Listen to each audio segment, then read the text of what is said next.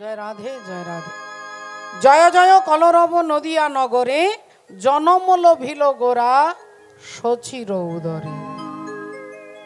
আজ থেকে 539 বছর পূর্বে শ্রীধাম নবদ্বীপের মাঝে কলিযুগ পাবন অবতার শ্রীকৃষ্ণ চৈতন্য মহাপ্রভু, যিনি কৃপা করে নেমে এলেন সচী মায়ের আনন্দ মুখর আঙিনা। বৈষ্ণব পদকর্তা কলম দিচ্ছেন, জয় জয় কলরব আমার আমার আমার গোরা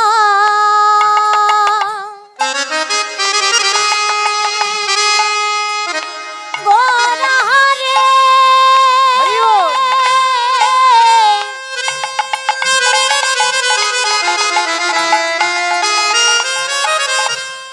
গোরা রে গোরা রে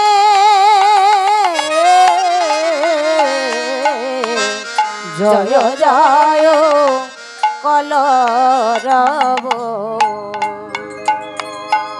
ওগো নদিয়া নগরে,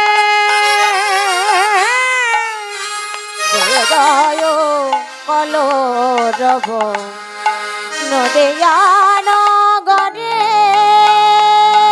ওগো জনমল ভিল গোরা, আর জনমল ভিলা গোরা ওগো জনমল ভিল গোরা, আর জনমল ভিলা গোরা বলি সচির উদরে, আর জনমল ভিলা গোরা সচির উদরে বলি আনন্দ ধরে না, আনন্দ ধরে না দেখো আনন্দ ধরে না, আনন্দ ধরে না ও যে নদিয়াবাসীর মনে, আনন্দ ধরে না নদিয়াবাসীর মনে আনন্দ ধরে না বলি ধরবে বাহা কেন গো, ধরিবে না কেন গো বলো ধরবে বাহা কেন গো, ধরিবে না কেন গো ও যে যেই গোরা সেই কৃষ্ণ, ধরিবে না কেন গো যেই গোরা সেই কৃষ্ণ ধরিবে না কেন গো যেই গোরা সেই কৃষ্ণ ধরিবে না কেন গো বলি ধরাতে এসেছে, ধরাতে এসেছে দেখো ধরাতে এসেছে, ধরাতে এসেছে ও যে কলির জীবের দাঁড়ে না, ধরাতে এসেছে কলির জীবে দাঁড়ে না আমি ধরাতে এসেছে একবার বলে না ও বলে না, বলে না বলে না তোমরা বলে না ও বলে না, বলে না বলে না ওই মধুমাখা হরি না, বলে না বলে না মধুমাখা হরি নাম বলে না বলে না মধুমাখা হরি নাম হরি হরি হরি বলে, মধুমাখা হরি নাম হরি হরি হরি বলে মধুমাখা হরি নাম হরি হরি বলে বলে না जय राधे। आनंद लीलामय विग्रहाय हेमाभ दिव्य छवि सुंदराय সুন্দরায় तस्मै महाप्रेम रस प्रदाय श्री कृष्णाय चैतन्य चंद्राय नमो नमः। চৈতন্য চন্দ্রায় নমো নমঃ जय निताई। श्रद्धेय बाबा ठाकुर भक्तिमती मायेरा, जे भगवान दुराचारी पापाचारी अत्याचारी कामाचारी आमार मतो कलिर जीवके करुणा करबार जन्य भगवान नेमे एलेन सची मायेर आनंद मुखर आंगिनाय। सेई भगवान कुरुक्षेत्रेर माठे दाड़िये अर्जुनके बोलछेन, अर्जुन तीनटे कारणेर जन्य आमाके बारबार आसते हय। प्रथम कारण हच्छे परित्राणाय साधूनाम, साधुदेर परित्राण करते। द्वितीय कारण हच्छे विनाशाय च दुष्कृतम, दुष्टेर दमन करते। और 3 नम्बर कारण हच्छे धर्म संस्थापनार्थाय সম্ভবামি যুগে যুগে। সম্ভবামি যুগে যুগে। এই তিনটে কারণের জন্য ভগবান বললেন আমাকে বারবার আসতে হয়, সাধুদের পরিত্রাণ করতে, দুষ্টের দমন করতে এবং ধর্মকে প্রতিষ্ঠা করতে ভগবান আসেন। ওমা বৈষ্ণব পদকর্তা এই কারণে বলছে জয় জয় কলরব নদিয়া নগরে জনমল ভিল গোরা সচির উদরে। ওই পূর্ণিমার চন্দ্র যিনি কিরণ প্রকাশ, পূর্ণিমার চন্দ্র যিনি কিরণ প্রকাশ, পূর্ণিমার চন্দ্র যিনি কিরণ প্রকাশ। আহা মরি রে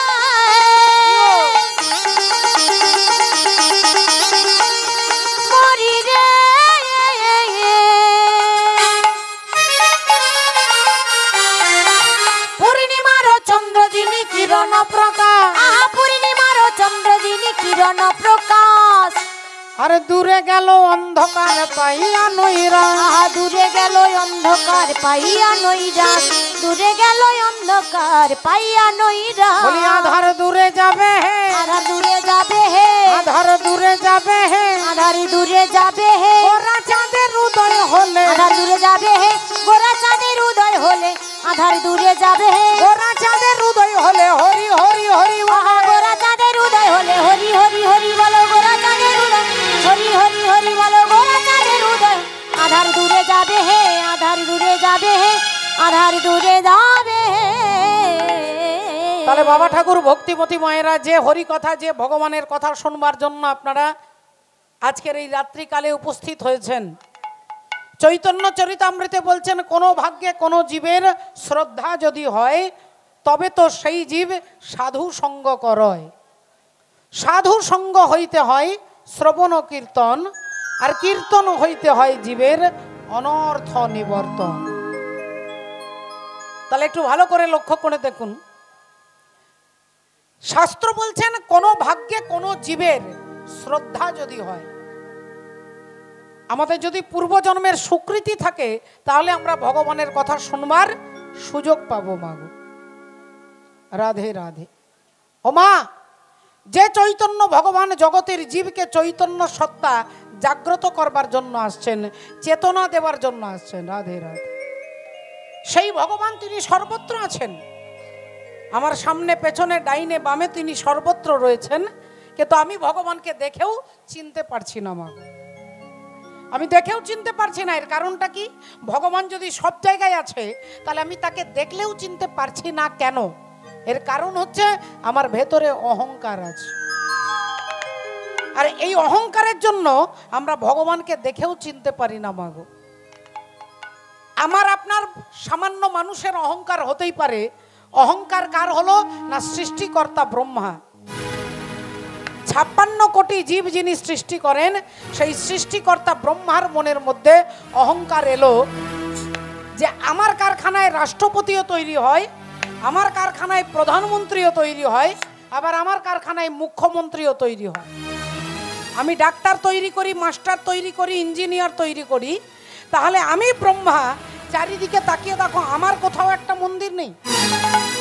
মা বিশালাক্ষী মায়ের মন্দির আছে, দুর্গা মায়ের মন্দির আছে, কালী মাতার মন্দির আছে, গণেশের মন্দির আছে, শিবের মন্দির আছে, আবার কার্তিকের মন্দির আছে, কোথাও কোথাও গেলে সন্তোষী শীতলার মন্দির আছে। তাহলে আমি ব্রহ্মা, আমি 56 কোটি জীব সৃষ্টি করি, অথচ আমার একটাও মন্দির থাকবে না। এই ব্রহ্মা মনে মনে ভাবলেন তাহলে আমার কি গুরুত্ব, এটা পাবলিককে বোঝানোর আগে আগে ভগবান হরিকে বোঝাতে হবে। হরি বল। এটা ভগবান হরিকে বোঝাতে হবে। তাই ব্রহ্মা ভগবানকে বোঝানোর জন্য আজকে কি করেছেন না, সকাল সকাল ভগবান শ্রী হরির কাছে এসে উপস্থিত হয়েছে। ভগবানের কাছে এসে দাঁড়িয়েছেন।